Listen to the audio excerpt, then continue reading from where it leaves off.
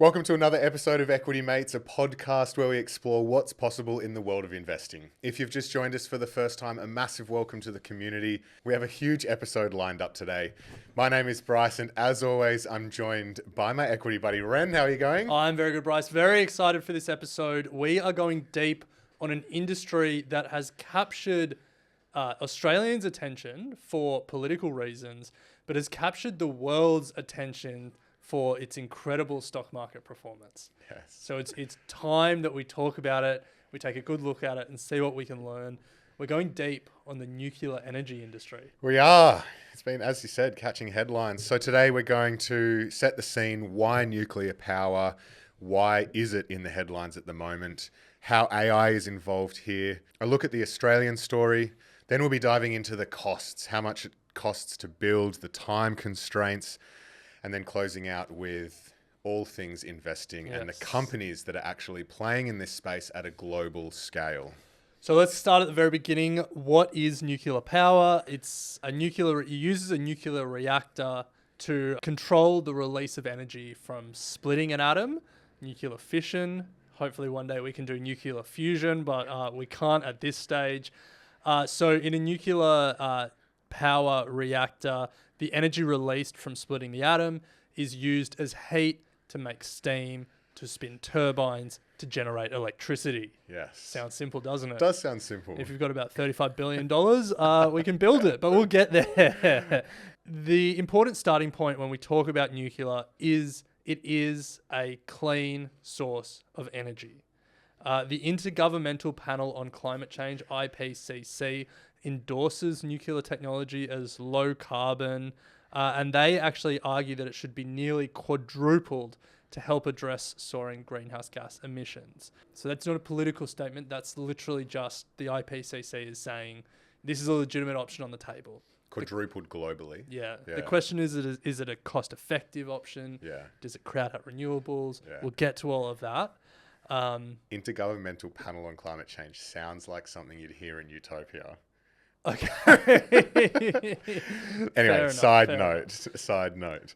But it's worth, Ren, I think, acknowledging that, as you said at the top, nuclear is having a serious moment.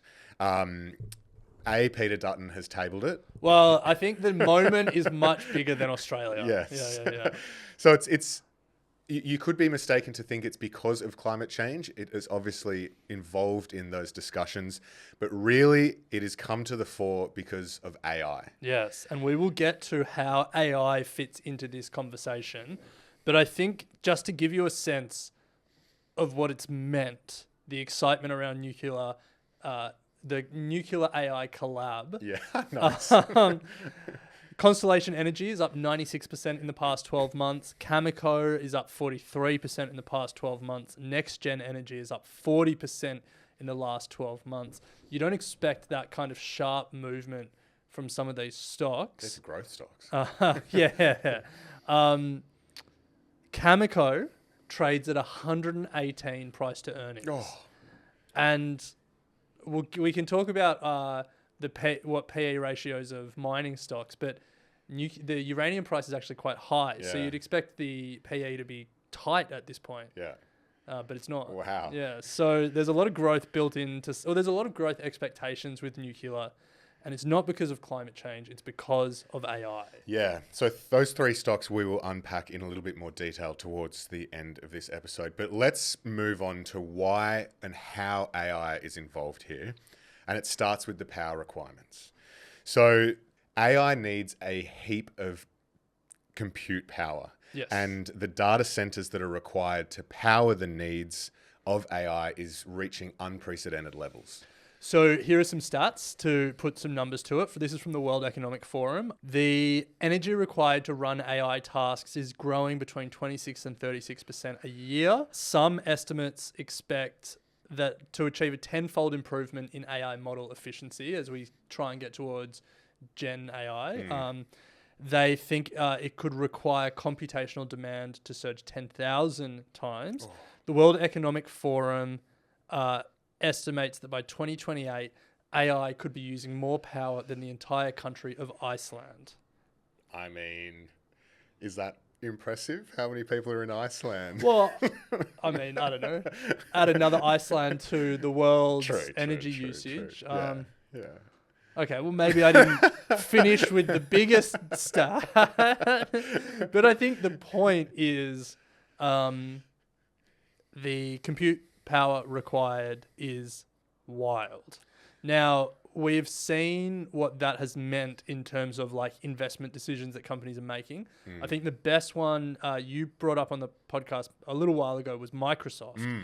They had planned to build 100 data centers over the next decade. Yep. And because of AI and the compute required from AI, they're now trying to build 100 data centers a year. Well, they are building. Yeah, like it's pretty incredible. Not only that, but they have also indicated that they are looking at nuclear as part of their, I guess, power options to power these data centers. You're jumping ahead because it's not just Microsoft, it's the whole big tech industry has sort of identified nuclear as the way through this. You mentioned Microsoft there. Well, let's start there. Microsoft has they had a job listing earlier this year that sparked headlines. Principal Program Manager, Nuclear Technology. It's wild. Yeah. Now, the theory is that they're looking at small modular reactors, which are unlike these big, large-scale power plants that we've got now. The technology is sort of a lot discussed. There's a lot of excitement. It hasn't really been commercialized meaningfully yet, but there's theories that Microsoft really want to play in that space. Well, it makes sense. The power requirements here is just next level. And in 2021, Sam Altman, co-founder, CEO of OpenAI, he led a $500 million funding round in clean energy firm Helion, which is working to develop and commercialize nuclear fusion as well. So these guys they're really extending here. Do you know the difference between fission and fusion? No. So fission is you split the atom, creates energy, and you use that to create a bomb or create heat and electricity, spinning turbines. Fusion is you bang them together. Fusion is you bang them together and you fuse them. And I believe that it's like 50 times more energy than fission. So that would be cool. I thought that's what the bomb was. No. Fusion. No. Sorry, maybe not 50 times, several times. Enough. Yeah. It also doesn't produce highly radioactive fission products. But it's all theoretical at this stage. But that's so Sam Altman's obviously invested in this company. OpenAI have also spoken about wanting to be largely powered by nuclear. Another example, Amazon. Amazon have taken to directly negotiate with nuclear power plants.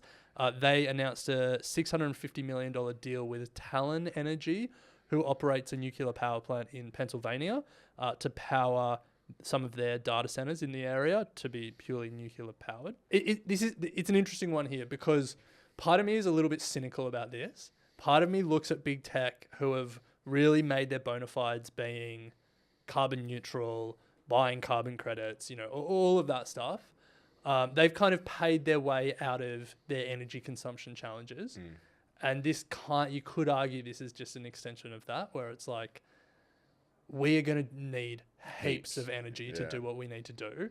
And how we make it seem like we're still climate conscious is we lean in hard on nuclear.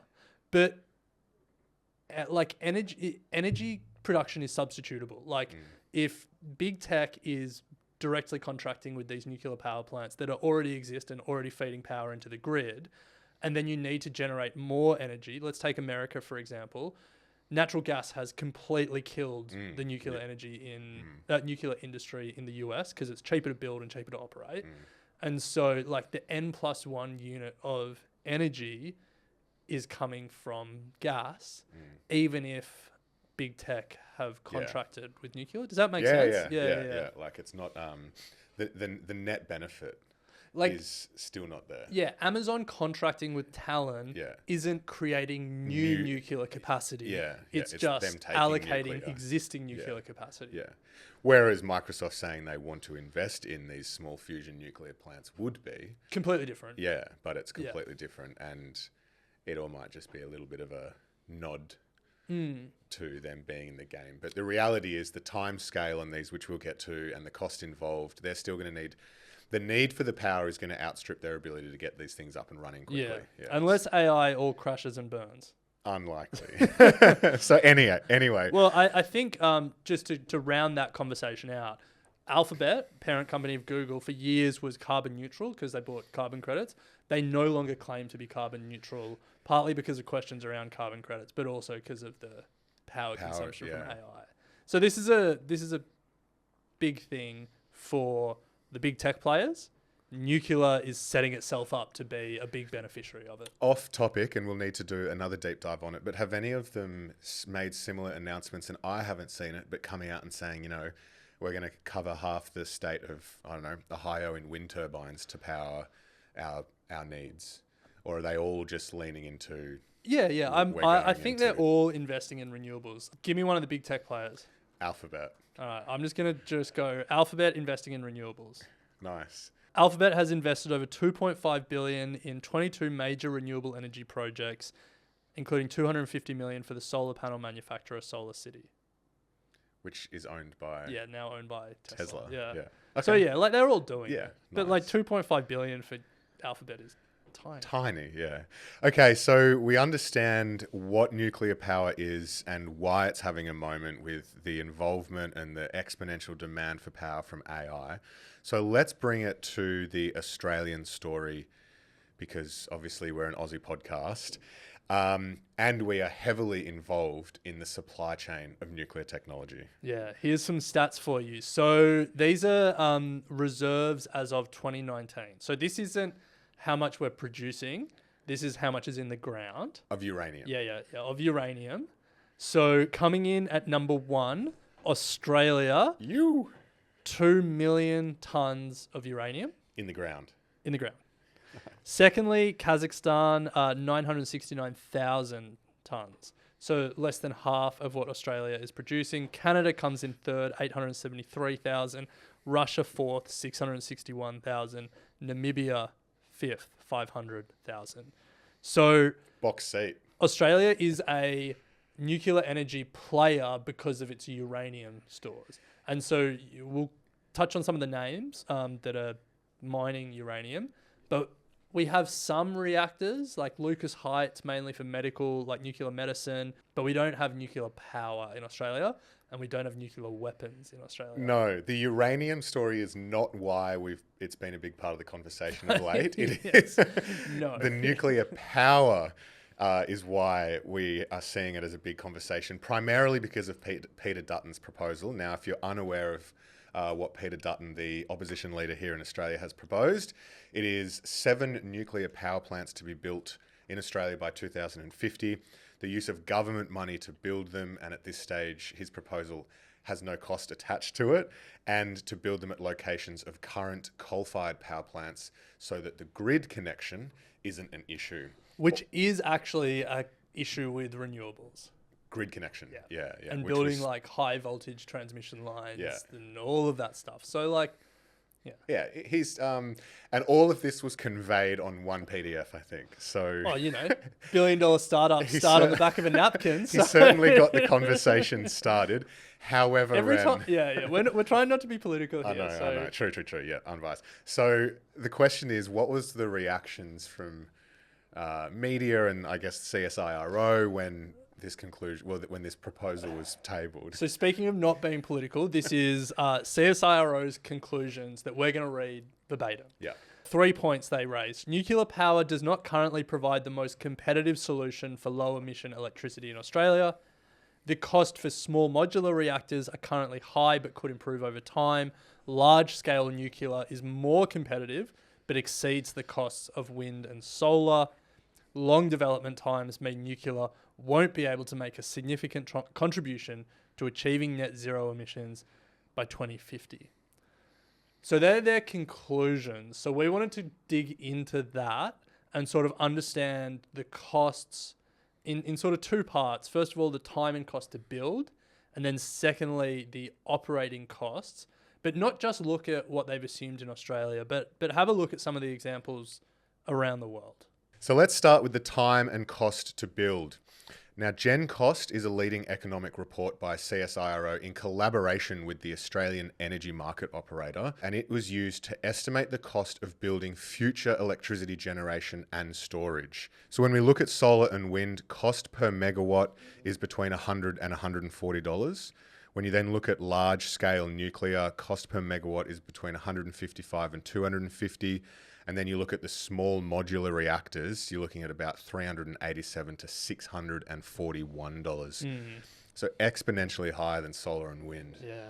Now, Damn. the energy industry nerds are going to pick you up on saying per megawatt rather than per megawatt hour. Yeah. Okay. The range doesn't seem that crazy. Like, let's compare large scale nuclear. You know, you're talking $100 to $140.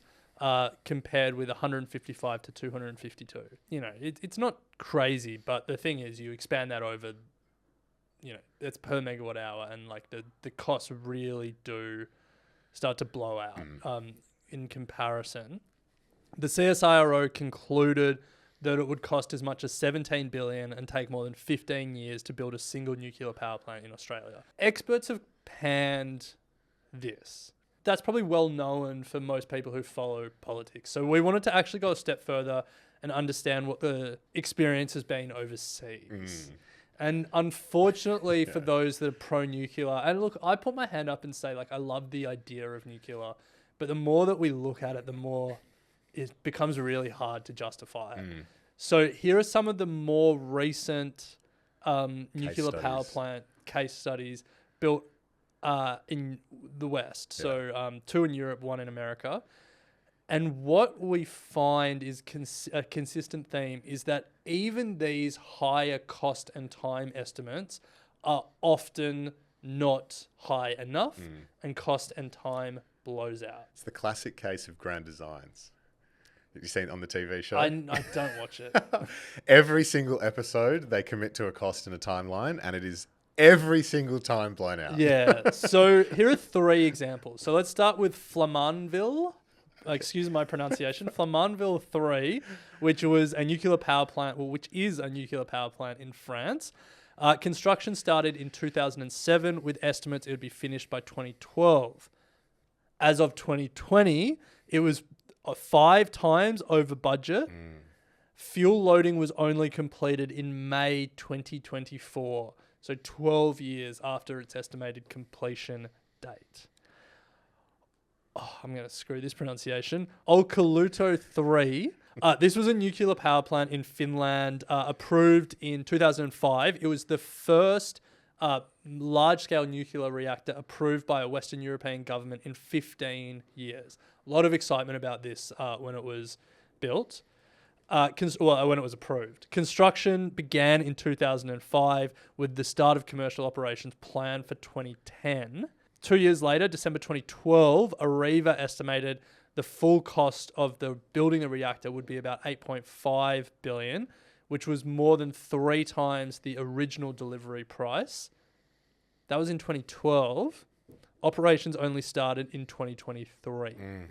Now, this project was so bad that it actually broke Areva, which was a French company, mainly nuclear pure play. All of the assets for the company were sold to EPA, like the big French, now government-owned energy player. And this company only exists with all of its liabilities related to this project attached still. Yeah. Oh my God. So it did not go well.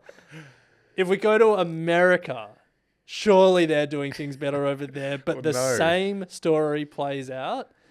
Unit 3 at Plant Vogtle, which was the most recent large nuclear power plant to be built in the US in the state of Georgia. They started the build in 2009. It was estimated to cost $14 billion and an estimated start date of 2016. It currently has cost $35 billion, so $21 billion over budget. And it only went online in 2023, 7 years late. So the story is double your budget, double your time horizon, and you'll probably get there. Yeah.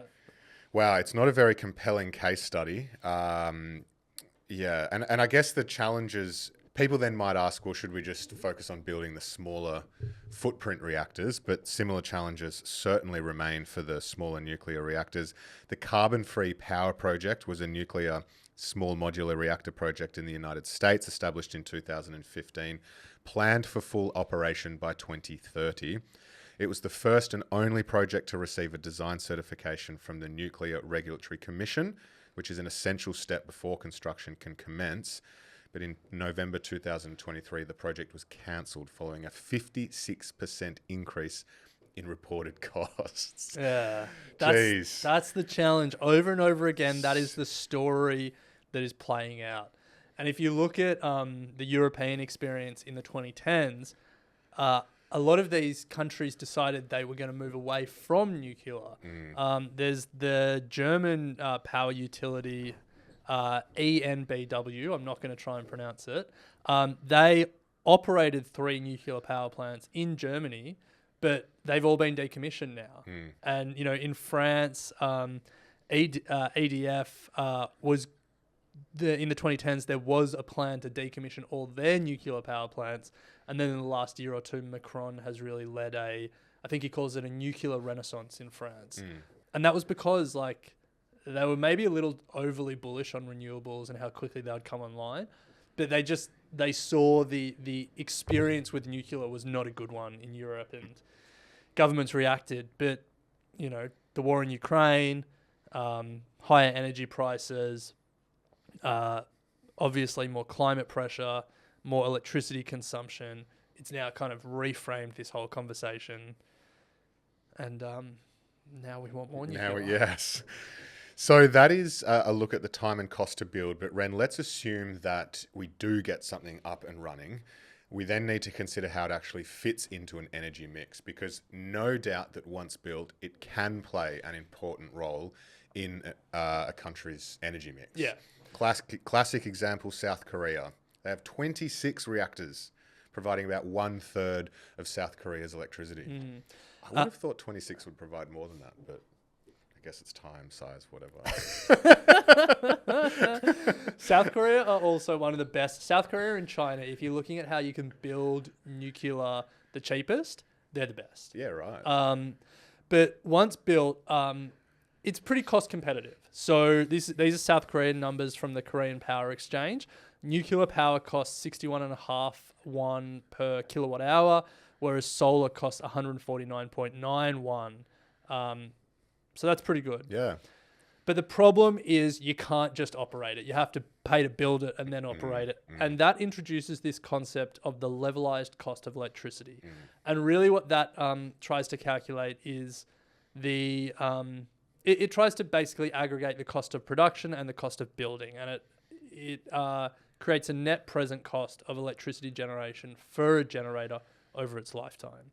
So you look at build cost, you look at operating cost, and you looked at lifetime of the asset, and you can get a sense of like an apples to apples comparison of how much each form of generation is going to cost. So I can go wind v solar V fairly. nuclear. V nuclear. Yeah.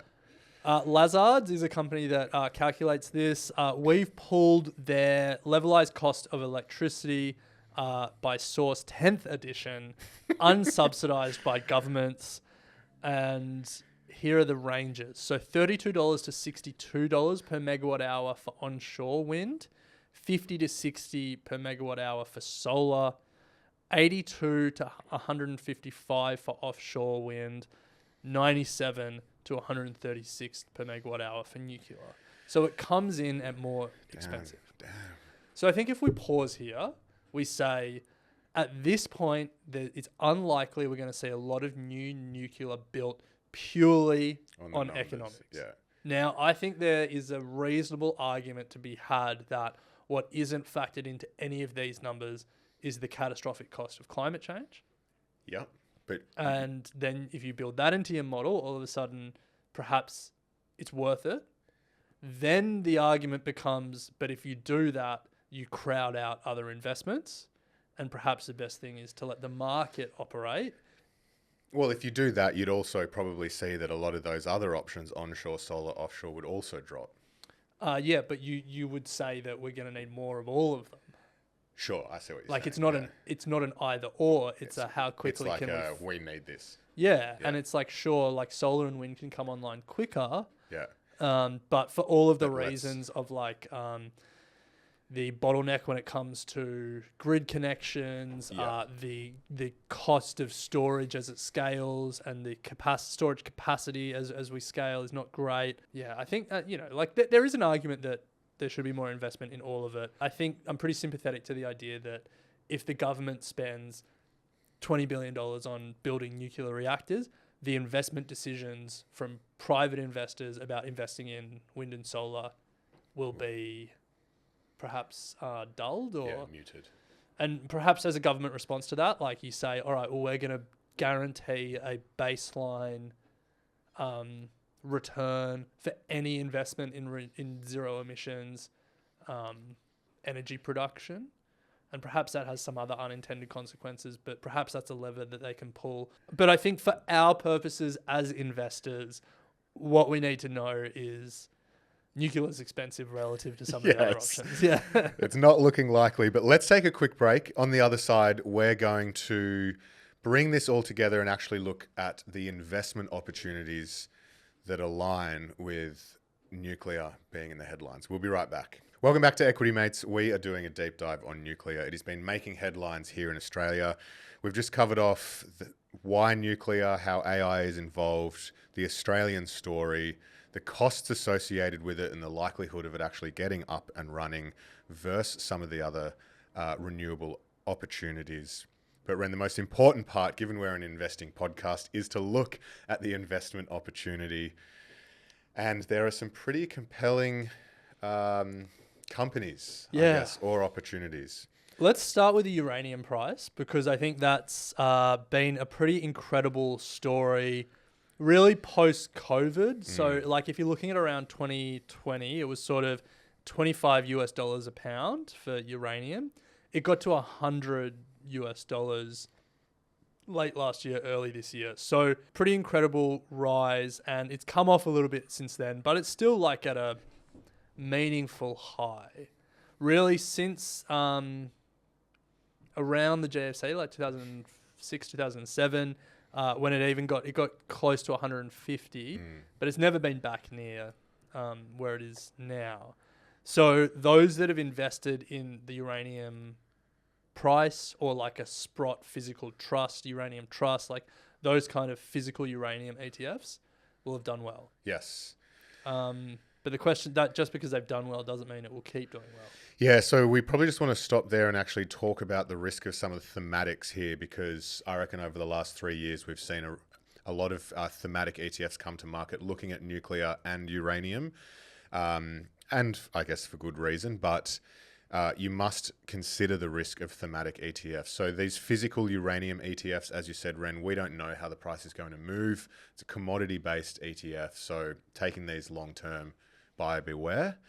And particularly with thematic company ETFs, we don't know which companies are going to be winners or losers. And in fact, researching some of these ETFs for this episode as well, you would expect to have sort of pure play in there. And a lot of the ETFs do have some big companies that are more broader electricity and gas companies that might have some side projects in nuclear and uranium and the like. So always do your research, look under the hood. Yeah, we'll get to the companies and the different sectors they operate in, but I think outside of mining, it's hard to find pure play nuclear. But with that said, let's get to it, and let's start with where you can find pure play uranium at least, and that's the miners. And there are a couple of big kahunas in this space. None bigger than the Canadian company Cameco. They're listed in the US, CCJ is the ticker. They're one of the world's largest uranium miners and refiners. They have a facility at Cigar Lake, which produces the world's highest grade uranium. They've produced more than 100 million pounds since going online at that facility in 2015. 100 million pounds, and we have 2 million tons. 2 million tons, Yeah, okay, yes. okay. So Cameco's up 355% in the past 5 years. But as we said earlier in this episode, it's currently trading on a price to earnings of 118 while the price is high.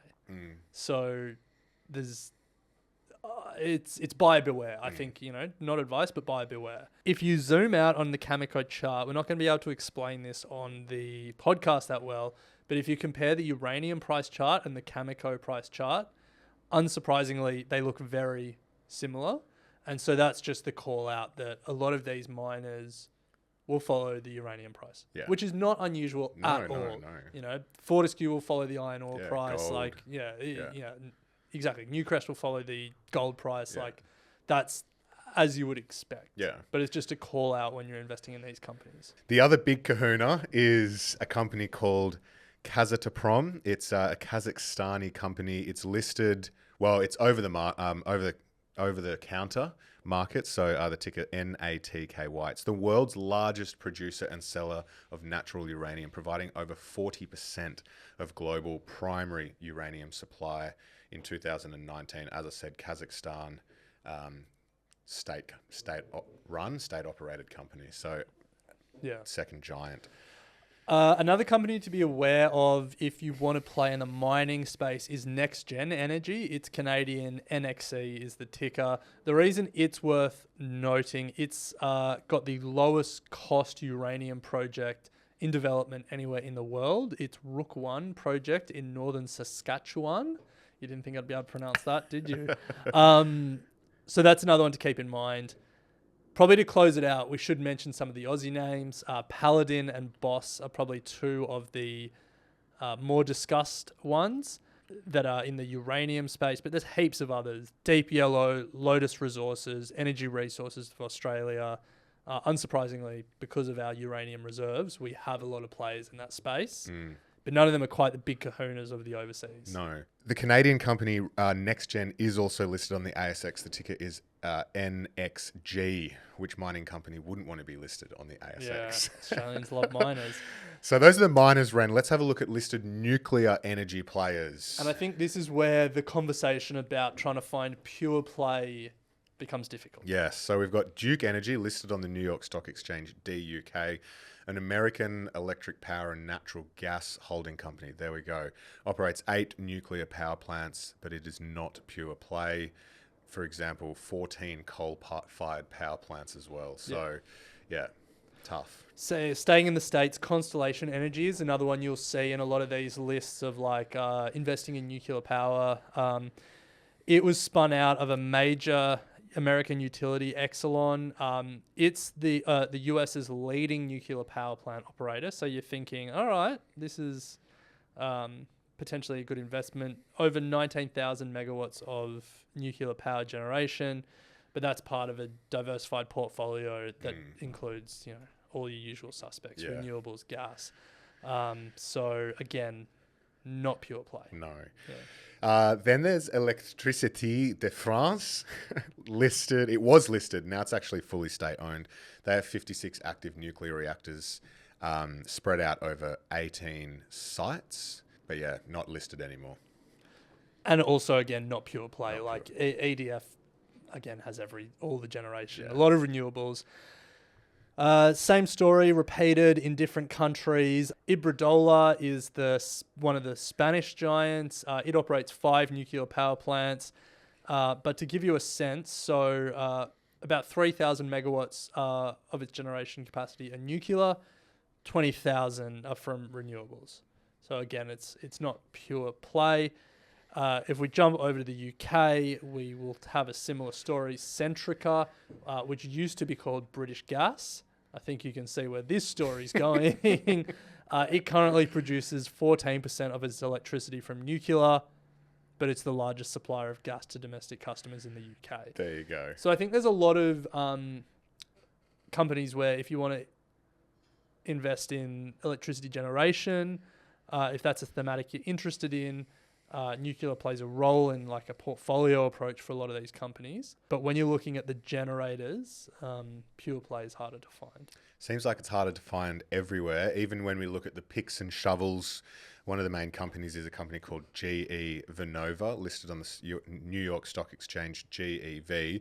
It's been in nuclear power business since the 1950s, one of a handful of companies with significant market share in nuclear reactors. It was spun out earlier this year and includes all of GE Power and GE Renewable Energy. So even there, it's all kinds of energy, not pure play nuclear. Yeah. If you do want to go pure play, there's more speculative or smaller companies. One that comes up occasionally is NuScale. The ticker is SMR, and unsurprisingly, they are trying to commercialize SMRs, small modular reactors. They went public via a SPAC in 2022, which feels like they just missed the peak of the SPAC boom. But they're trying to have their first small modular reactor power plant fully operational in the US by 2030. So there are some interesting companies, but I think right now, as we wrap this episode, nuclear is ripping. A lot of people have made money. The AI tailwind is a tailwind for nuclear at the moment. But I think longer term, there are probably some more questions than answers. Absolutely. What a deep dive. We hope you got something out of that. Certainly a story that, as you said, Ren, is making headlines here in Australia, well, and globally. If you have an industry that you would like us to do a deep dive on, head to equitymates.com/contact and you'll find the areas where you can leave some suggestions. And if you're getting value out of Equity Mates, we'd really appreciate if you could leave a 5-star rating and a review in your podcast app. It does go a long way to helping us get in front of other Equity Mates listeners. But Ren, always a pleasure. A lot to cover, a lot to digest there, but always great chatting stocks and industries with you. We'll be back next episode. Sounds good. Equity Mind. I will say this about investing. Everything you do learn is cumulative. What I learned at 20 is useful.